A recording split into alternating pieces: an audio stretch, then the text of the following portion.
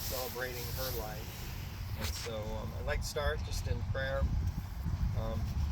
Lord, we just thank you for this time and for the time you've given us with Mom. And we just pray that you would bless our time as we share together. Lord, that you would heal our hearts. And we just thank you for this opportunity. In Jesus' name. Amen. So the reason we gather for these are basically two reasons. One's for Mom and just honoring her and celebrating the life that she lived and how she touched our lives. And the other reason that we gather here is for us.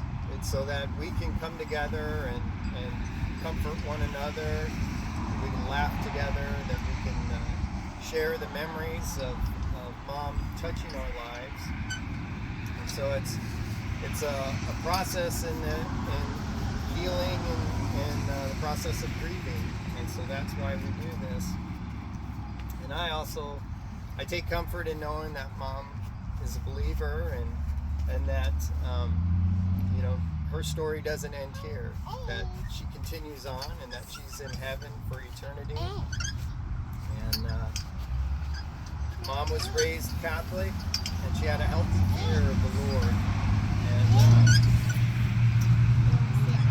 she may not have been very verbal in her faith, but she did it in the way she lived her life. And I noticed a lot of things just in the way that she did, and I'll share those things in her eulogy.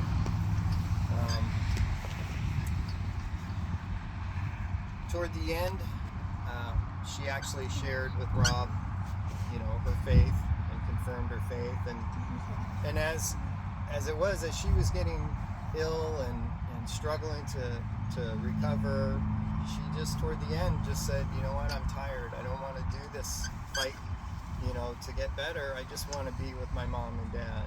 And so at that point's where she went on hospice and Rob got to spend, toward the end with her. And it makes me think of Revelation 21:4 tells us, he will wipe every tear from their eyes, and there will be no more death or sorrow or crying or pain. All these things will be gone forever. And so I think Mom is no more suffering, that she's in a better place. And the Bible speaks of dining in heaven.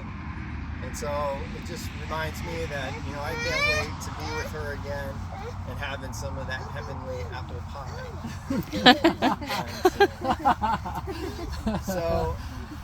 So Mom, or Grammy, or great Grammy, Mom was born Audrey Teresa Bellisle on February 26, 1931, to Frank Bellisle and Adelaide LaFawn in Southgate, California. Her parents raised her in Ventura, California. She had an older sister, Patricia, and a younger brother, Frank. And she recalled that Pat, as she called her, Pat was the popular one. And of course, Frank was the baby of the family. Her being the middle child, she said she was always the shy one.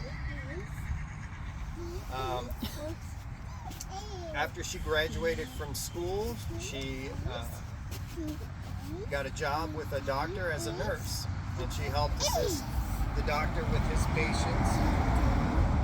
And then she met and married her husband, Marty Schaefer, on July 24th, 1957.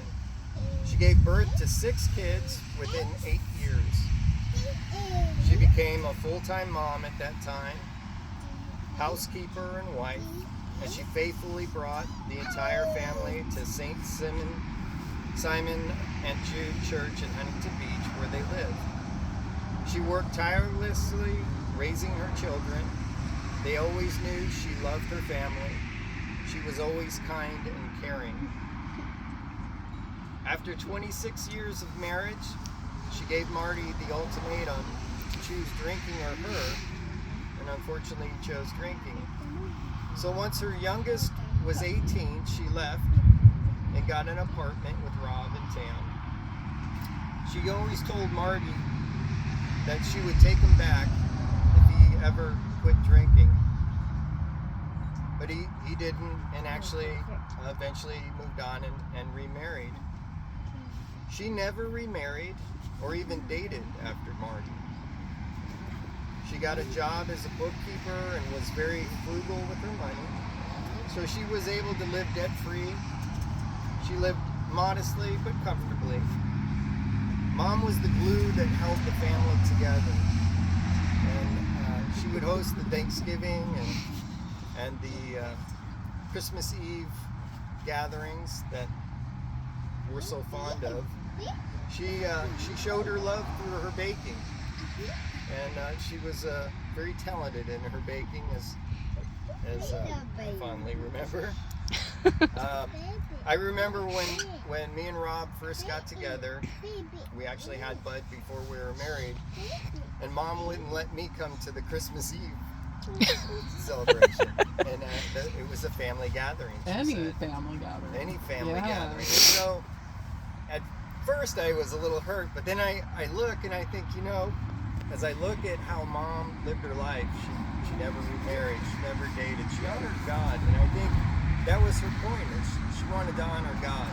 And so, and I know that because when we got married, I was welcomed with open arms, and it was, Mom had a pretty special hold on me in that sense. She was always so kind to me.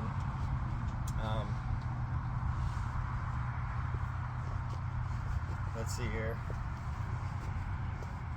As I shared, we had many laughs, and the times, I think when we look back, those are the times we remember the most are the Christmas Eves and the gatherings and the tonk games, the very serious tonk games, and then always eating the apple pie. And I remember, you know, I used to always lose quick, and everybody used to tease me saying, "Oh, you just want to get to the apple pie." But so that was one of the fun things that she loved to do. She loved to host us in that sense.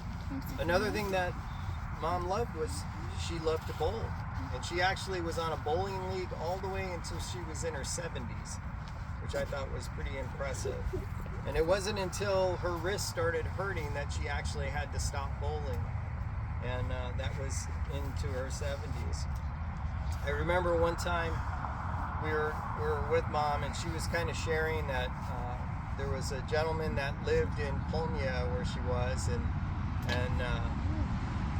that he was on the league and that he had shown an interest in her. And so Rob kind of teased her and said, "Oh, are you gonna date him?" You know, Mom never dating and all that. And I just remember her giggle. You know, she just giggled and said no. You know, but it was just typical Mom. You know, quiet, shy, and giggling. So then as she continued, it seemed as she got into her 80s, that's I think where Mom's body really started to affect her. And I remember as each gathering occurred, she would tell us, I don't know if I'm going to make it, you know, next year, you know. So she would say, let's enjoy this one.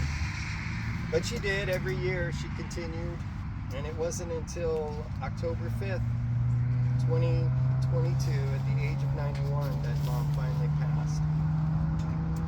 Mom was always so kind and thoughtful, and she will be sorely missed.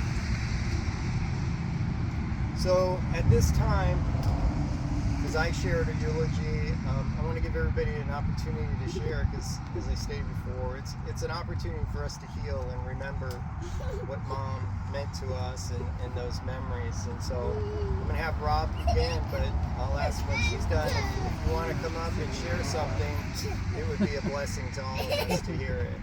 All right. My turn. Well, first of all, I want to pass out bookmarks that I made. You got the laminated one. Oh. We did too. Do you want one? This is Grammy. This is who we're celebrating.